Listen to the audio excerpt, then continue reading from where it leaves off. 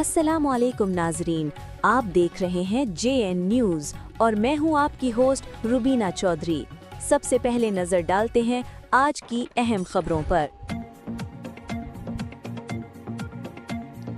बन्नौर DIG बन्नौर reason Sajjad Khan का चौकी इंचार्जात के साथ अहम इजलास, सिक्योरिटी सूरत हाल का जायजा। बन्नौर डीआईजी बन्नौर रीजन सज्जाद खान ने ज़िले भर की चौकी इंचार्जात के साथ एक अहम इजलास मुनक़िद किया, जिसमें मौजूदा सिक्योरिटी सूरत हाल पर तफसीली तबादला किया गया। इजलास के दौरान डीआईजी ने मौजूदा हालात के पेश नज़र तमाम अफसरान को अलर्ट रहने, गश्त में इजाफा करने और मशकूक सरगर्मियों पर कड़ी नज़र रखने की हिदायत जारी की।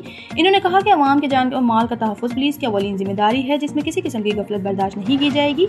डीआईजी सज्जाद खान ने बेहतरीन कारकर्दगी दिखाने वाले अफसरान की कारकर्दगी को सराहते हुए इन्हें तारीफी इसनाद और नकद इनामात से भी नवाजा और दीगर एहलकारों को भी अपनी जिम्मेदारियां एहसन तरीके से अदा करने की तलकीन दी।